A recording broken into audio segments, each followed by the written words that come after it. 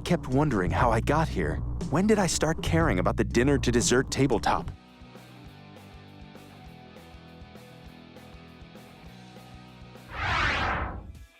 Number 10. The Emperor's Phone Call. Nearly every iteration of Darth Vader is a merciless and ruthless Sith Lord, but here he's kind of just a chump. When Palpatine asks to take a business call from Vader, he's informed of the destruction of the Death Star. Who's they? What the hell is an aluminum falcon? Since it was caused under Vader's supervision, he gets roasted by his boss Palpatine. I'm sorry. I thought my Dark Lord of the Sith could protect a small thermal exhaust port that's only 2 meters wide. The powerful Sith even cries. It's a hilarious and kind of deserved burial of Darth Vader. Even Vader's late wife Padme isn't safe either, as the Emperor also hilariously butchers her name. Or I'm gonna tell everyone what a whiny bitch you were about Padamame or Panda Bear or whatever the hell her name is. Oh, jeez, he's crying. We almost feel bad that the Dark Sith Lord has to endure this takedown. Although we don't like to side with the Emperor, we'd be pretty upset too if our giant battle station got destroyed. Number 9. Taken to Neverland. We never knew we needed a dark and gritty Peter Pan movie until we saw this sketch. Hello? I don't know who you are. I don't know what you want. I don't know why you dress like... In this mix of Peter Pan and Taken, Brian Mills rescues the kids Peter brought to Neverland.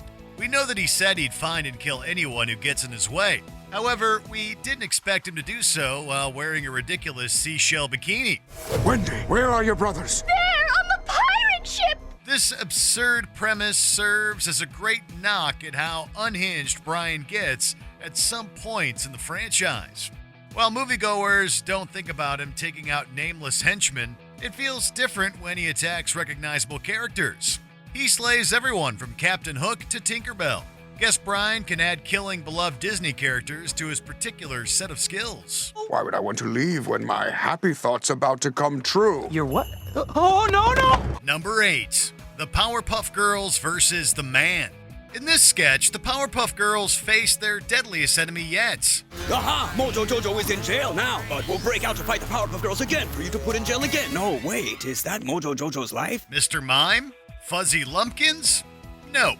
They're taking on a flawed justice system. When the girls place Mojo Jojo in jail, they realize Townsville doesn't properly utilize resources to rehabilitate criminals. Instead, it's just always a vicious cycle of prison, release, and committing crimes. This skit initially seems to roast how the trio treats its villains. However, it's pretty clear that the sketch is calling out America's justice system specifically for its failings. Maybe if you cared about more than just the Townsville 1%, Fuzzy could contribute to society. It's safe to say that we weren't expecting a Powerpuff Girls parody to make us want to call our local congressman about justice reform. And so, Townsville is saved from its greatest villain yet, the Man! Number 7. Jason versus Godzilla. There's Jason Voorhees, there's Godzilla, and now there's the two facing off. Isn't this the big showdown everyone's wanted? Godzilla has destroyed the last of our Air Force, sir. We have one final option. Nuclear? Better. Jason Voorhees! Maybe not exactly, but this sketch gives us a tease of the potential fight anyways. Jason going up against literal Godzilla is a real head-scratcher, but it's even funnier to think about who'd hypothetically beat who. Once again, what seems silly is really a great satire on the movie-going public's obsession with intellectual property-driven crossovers. Why won't you die? It's fully believable that this could be the next movie in the Monsterverse. And if we're being honest, we kind of want to see this outlandish movie. I would actually see this. I mean, like not on a Friday night. At the very least, you definitely can't say it's a boring premise. Number 6. A Scooby Friday. When the Scooby Gang tries to solve a mystery that has Jason Voorhees at the root of the problem, it doesn't go that well. What are we doing here? Camp Crystal Lake, supposedly haunted by a machete-wielding spook named Jason Voorhees. Although we'd like to say that the Mystery Gang held their own against the demented slasher, we'd be lying. There's actually a character slaughter before the gang gets picked off in goofy and inventive ways. The worst qualities of each member of the Scooby-Doo gang are brought to the forefront. Her first! Kill her first! Well, hey! Fittingly, the most competent member of the gang is the only one who survives. But even Velma isn't free of some criticism. Between the vicious slaughter and deep digs, none of the Scooby gang emerges from this skit unscathed. Now to see who Jason Voorhees really is. Old Man Phillips? But why? Spanish doubloons worth hundreds of dollars are sitting at the bottom of the lake. Number 5. Voldemort's nose job. There's a lot of things people can make fun of Voldemort for. However, this sketch chooses to fixate on his nose. Although Voldemort's own actions caused him to lose it, even we want him to get a break after being mercilessly heckled. He gets so insecure that he goes in for surgery to get one put on. I'm ready. Cut me. Unfortunately, James Potter wrecks the nose. Twice. Voldemort's busted nose then leads him right back to where he started, with people making fun of him again. Voldemort, why so bent out of shape? Looks angry enough to kill that guy's baby. His constant ridicule also led to him to decide to attack the young Harry Potter. Thanks to this skit, the powerful dark wizard comes off as an insecure man-child. I confess myself disappointed. Number 4. Marvel Agents of S.H.I.E.L.D. pretty much every episode. You know a parody is well done when even superfans agree that the joke is accurate. Timing on that was perfect. Robot Chicken takes a brilliant stab at Marvel's ABC series Agents of S.H.I.E.L.D. In the original show, spies try to solve problems in the MCU themselves. So the skit mocks the show's inability to utilize any of the franchise's major heroes to solve any of the problems the characters encounter. You better call Nick Fury. Fury's unavailable. I'm sure Tony Stark could help us. He's out of the country. Well, Thor would be more than powerful enough to... No, he's in space. The excuses that Agent Phil Coulson lists off in this sketch get more and more ridiculous, which further exhibits just how superheroes in the Marvel arsenal failed to make an appearance in the series. Who needs the Avengers when you got Coulson looking out for heroes anyways? Iron Man just flew by. Oh, can I see? You know what? Just take my word for it. Number 3. Roasting the Rugrats. Now that we think about it, the parents of the Rugrats kids were definitely slacking.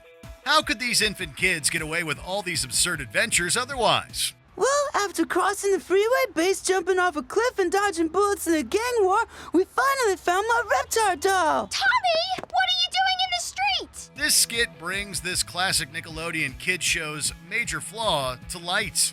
During the skit, Dee Dee berates Stu for letting the children run off into the streets while he tinkered in the basement. Oh, I'm sorry, the babies escaped, and I... Escaped? They're babies, you sackless moron! The kids listen in absolute horror as she goes off on her husband for his inattentiveness. And they just... Oh, a new toy! Never mind then! Obviously, she's not any better herself. We love that the skit used Robot Chicken's unmistakable vulgarity as a means to explore a legitimate issue with the premise of Rugrats. Number 2. The Joker's electrocution. In one of their many showdowns, Batman beats Joker within an inch of his life and contemplates killing the clown.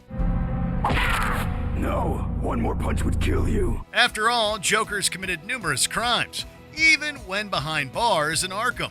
Desperate to end the clown without killing, Batman realizes there's a loophole here. The Dark Knight gives convincing testimony to a jury that puts the clown in an electric chair. Maurice P. Joker, for 2,391 counts of murder and many other crimes that seem minor next to 2,391 counts of murder, you have been sentenced to death.